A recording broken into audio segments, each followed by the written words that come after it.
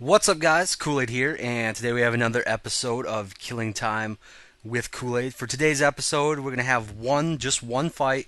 I actually just logged in, hit instant action, landed on Saerro listening post, which I love these tower fights. As an infiltrator with an SMG, as long as there's not a lot of shotgun users around, you can pretty much dominate these tower fights. Now, if there are a couple heavies or light assaults running around with shotguns, they can kind of make your day hell, make you want to switch over to a shotgun yourself. Luckily, over the course of this video, I really didn't have a problem. Really didn't run into anybody with shotguns. My biggest problem was another infiltrator, VS infiltrator named Edens, Edyns.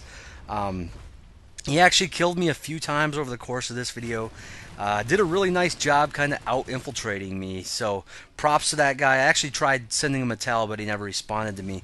So if you're watching this, good job, dude. You kicked my ass for about an hour. But anyways, I did condense about 22 minutes of gameplay down to about 14 minutes. I promise I didn't cut out any deaths or any kills. You'll actually see I'll post my stats over the course of this battle at the end. But I did condense it down to 14 minutes, just taking out some of the more boring gameplay. But anyways, for this episode of Killing Time with Koolaid, we are going to go over some of the more frequently asked questions I get. And from now on, in every episode, I will do a mailbag portion of the video at the end.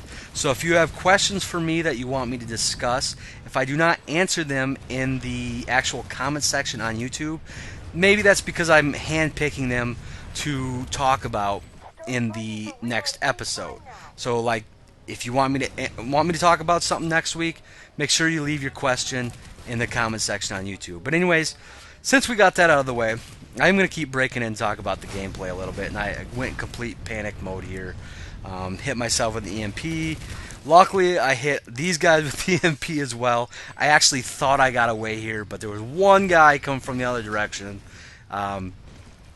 Basically, a little bit of bad luck there. I got kind of overwhelmed, which I purposely throw myself in those situations far too often. And sometimes that's where I get my fun montage clips from. But anyways, we'll start with some of the more obvious questions I get. What server do I play on? I get this all the time.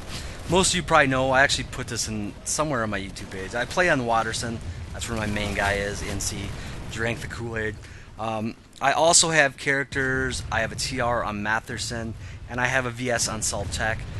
Most of the time, I don't really play those characters. I log in, get certs.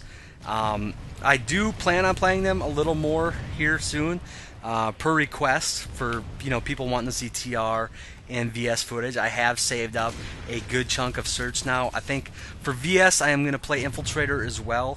That's where I'm going to dump all my certs in. I'm actually thinking of doing another where to spend your certs type video, since my original my original Infiltrator's Handbook video is very outdated now. So I think I'm going to do a video. I've got about 2,500 certs saved up, and I'm going to dump them all into my Infiltrator on there. For TR, I've actually been doing two characters. One is on Matherson, like I said, which I've been playing or dumping all my certs into a max. But since I haven't really been enjoying playing max lately, I haven't really been playing that character at all. I do have another TR character on Waterson as well, named STL Youngblood, spelt with U instead of an OO. And I have been kind of dedicating my points on that character to heavy assault. So I'll probably get some heavy assault gameplay with TR and probably some VS gameplay as an infiltrator as well. Just don't exactly know when I'm going to start doing that. But I do mainly play on Waterson. One thing to note quick is I am using a spawn beacon or squad deploy almost after every death, and that's going to net me a lot of these easy kills. You guys know I've been preaching to take full advantage of spawn beacons, ever since this game came out. How incredibly powerful potting yourself into a good spot can be. But you guys, most of you probably know that by now and are fully taking advantage of that. This right here is also something I wanted to mention. This is the lip overlooking their spawn room, and you can get a lot of easy kills here sometimes. I don't stay here very long. I actually started getting hit. I think I get hit with my own team's tank rounds, which you do have to be careful about if you're sieging one of these towers. But I end up getting bored, leaving here pretty shortly. But this is a nice little spot if you want to rack up some kills, some typically easy kills on these watchtowers. But anyway, another question I get asked all the time are, what are my PC specs? I do run an i7-2600, the 570 GTX video card. I have 16 gigabytes of RAM. It's a pretty good machine. It's definitely, not top of the line or anything like that. Plays Planetside well enough. I'm typically over 40 FPS, which is where I like to be. Anytime I dip below 30 is when I start to noticeably get worse at the game, and it really gets frustrating anytime I go below 30. Below 20 for me is not playable. I really commend all you guys out there that are playing at those low FPS. I almost feel bad for you that you can't. I don't think you're getting a full experience of the game playing, at that bad of quality. I do use a Razer Death Adder for a mouse, and I'm not a big Razer. I'm not a Razer hater or a Razer fan necessarily. Just so happens my G500, which is probably my favorite mouse, broke one day. I had to go to Walmart. It's the only place really close to me where I can buy a gaming mouse, and that was really the only one they had. So that's why I'm using a Razer Death Adder. Once this breaks, I'll probably go back to a G500. Basically, and there's Eden's killing me again. Basically, all I need out of a gaming mouse, obviously that it's not a piece of crap, but I really need 2 thumb buttons. Ever since I started playing FPS on the PC, I've bound knife or melee attack to the front thumb button, and crouch or prone or both to the rear thumb button. It's really all I need in a mouse. I'm not real picky. As far as my keyboard, I do use a $15 piece of crap from Walmart. That is something I am going to be upgrading. These crappy $15 keyboards. They don't bother me except for the fact that you can only use 3 buttons at the same time. That does actually get me killed more often than you would think. I guess if you actually think about it, just by sprinting, you're using 2 buttons, and it's just really easy to use more than 2 buttons at a time. And with these crappy keyboards, you just can't do it. And here's definitely some more of me potting in, getting some kills. I don't go on any real long kill streaks for a little bit here. And look at this. It's Eden's again getting me. We both got each other that time, but damn, that guy kicked my ass for this whole video, and for about a half hour that I played after this, even at another base, he got me a few times. But yeah, another question that I get frequently, and people usually actually have asked me to make guides on this, is how to farm certs faster. Well, I've never made a guide on that, and I'm never going to, because this is watching this video, doing what I'm doing in this video, is the best advice I can offer on how to farm certs. And not necessarily a watchtower, not necessarily playing Infiltrator, but just being in a battle and constantly pushing the action. I would not go out of my way to do anything special just to farm certs. I think if you're going to do that and you're turning the game into a grind, you're not going to experience what the game's all about, and I think you're going to get sick of the game that much faster. So honestly, my best advice when it comes to farming certs is to just get into a battle and keep throwing yourself into the middle of that battle.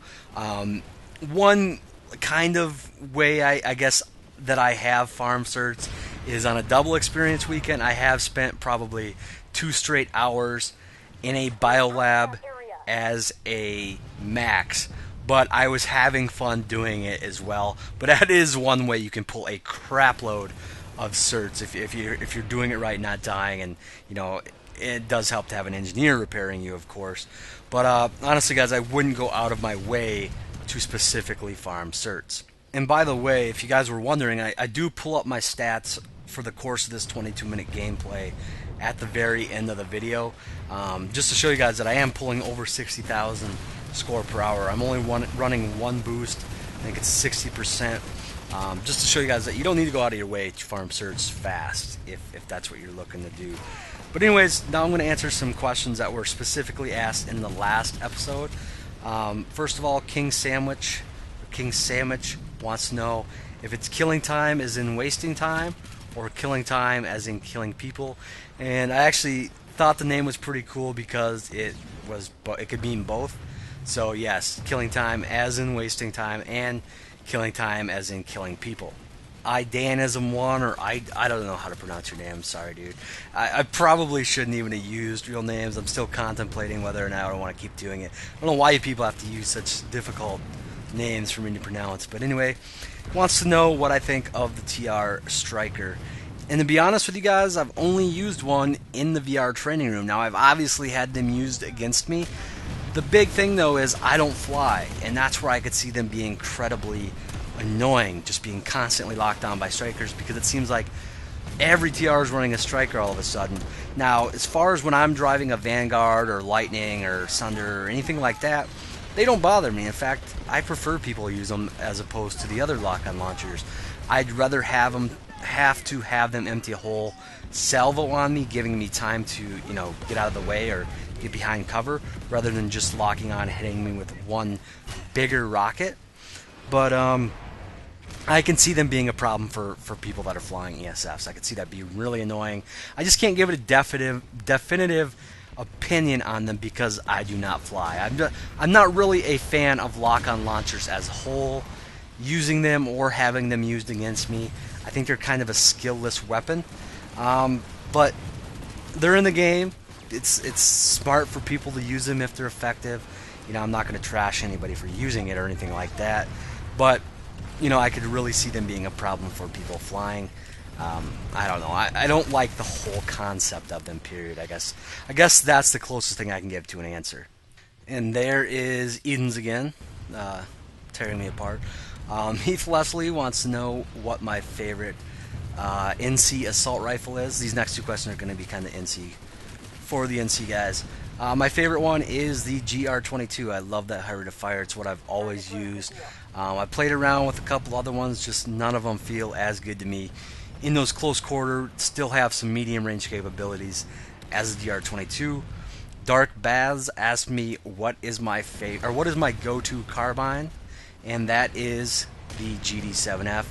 Again, it's like the only carbine I really use. I do like the Razor a little bit, the AC 11X. There's a lot of good carbines, there really is, but none of them do I really like as much as the GD7F. And then American Gamers, this is the last question I'm going to do. American Gamers wants to know what's cuter, a seal or a raccoon, and definitely going to have to go with the seal. If you live where I live, you tend to see a ton of raccoons, and you tend to kill a ton of raccoons with your car because they're everywhere and you squish them a lot, and they're not very cute after you've seen a few squished alongside the road. But that's pretty much it for this episode. Let me know what you guys think. Let me know what you guys think about adding the mailbag portion onto the end of each one. I am going to need good questions from you guys. We're still trying to improve this series, try to get it to where you guys want it. And I did not talk about or highlight as much as the gameplay as I want to do with this series or in these episodes. That's mainly because I was just trying to knock out all these questions. From now on, I will try to focus a little bit more on the gameplay than I did here, and I will try to get some TR and VS gameplay as well. So anyways, guys, leave lots of questions and comments. Let me know what you guys think, and as always, thanks for watching. I'll talk to y'all later.